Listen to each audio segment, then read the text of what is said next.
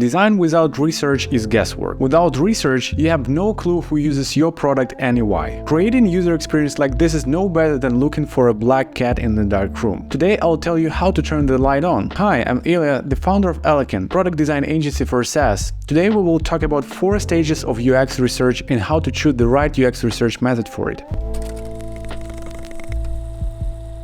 But first, let's start with the general idea of UX research. Design process is not a straight line from start to finish. It looks more like going in circles. Endless circles sound a bit depressing, so let us instead imagine a spiral, where we start very wide and get closer to our perfect product with every loop. We discover, define, design, and then go back to the start. Every iteration of the process, however, brings us some new insights. So where do we start? To scratch the surface of a new design project, we do wide discovery research. At this point, we know nothing about the product, the audience, and the market, so we Google and get a couple of rough ideas. Then we immediately spiral back, making connections between the ideas. We gradually add new insights, validate or discard our assumptions, and check whether each idea is consistent with the user's expectations. With every new loop, we are getting closer to our goal, the perfect match between the product and the audience's needs. Now that we have the approximate idea of UX research, let's get into specifics and talk about 4 stages of the UX research process. When you are designing or redesigning an app, you have to conduct specific studies, get various insights, and arrange them together into a system which will help you along the project. For example, at the very beginning, you are interested in identifying the problems user will try to solve with your app. Then, as you are trying to solve the problem, you need to provide a solution to the user's pains and test your assumptions. Finally, when a product is ready, you need to get feedback from users to learn that works well and what can be improved. So we can split our research into 4 phases according to our intent: to discover, to explore,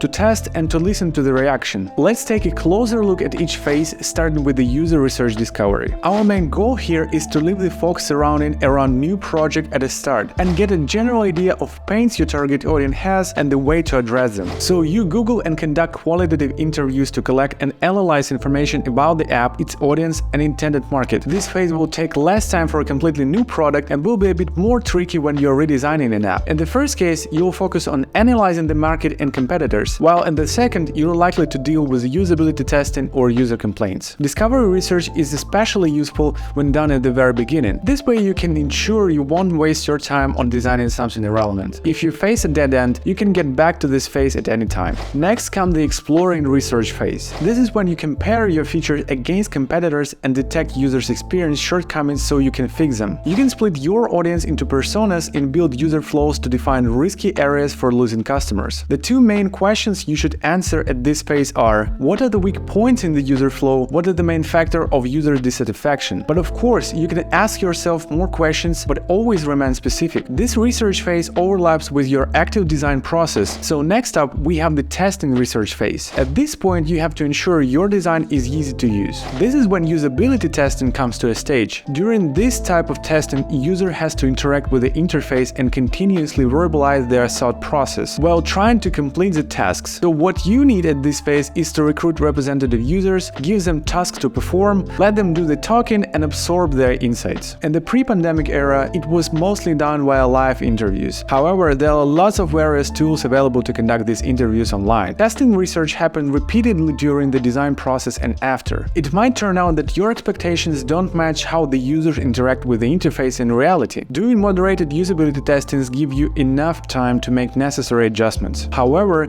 no matter how much you try, you cannot get a perfect product by simply testing your interfaces on small groups. Your final and most reliable test comes with your actual users. So here comes the listening phase. After your product is released, you should listen carefully to the feedback and monitor users' problems, successes, and frustrations. This observation may trigger a nice circle of design and development changes. So that's basically about it. But now you might ask yourself, what actual research methods should I use during each phase? So it's high time to discuss UX research methods which can be used for each of these phases. There are quite a lot of them. For example, during discovery stage, you can do field studies, diary studies, user interviews, and so on. During the exploring stage, you can do anything from design review and persona building, prototype testing, and journey mapping. Usability testing, accessibility evaluation, and benchmark testing can be conducted during the testing stage. At the listening stage might include surveys, FAQ reviews, and more. But we are rarely lucky to have time and budget for all the methods I mentioned. mentioned. Still,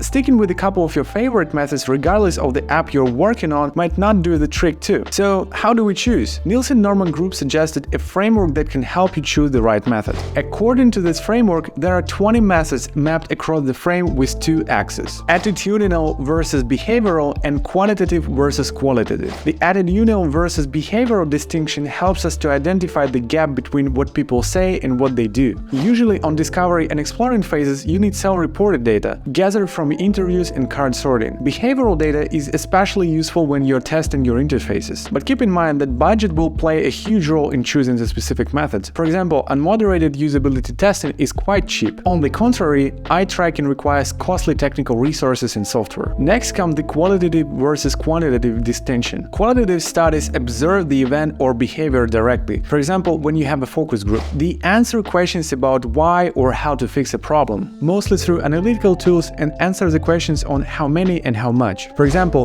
we started doing a web app redesign and need to figure out what people do in the app and how many weak spots are there to fix. We use Google Analytics and Hotjar to figure out what frustrates our users. Next, we have a few hypotheses on how to fix the issues. We make quick prototypes and find volunteers for usability lab studies so we can see how the users use the prototypes. To choose the right research method, you should know what you want to ask and what context of use you can afford at your design stage. But always keep in mind the constraints of the budget and timeline. Thanks for watching, hit the bell button and subscribe, and see you soon.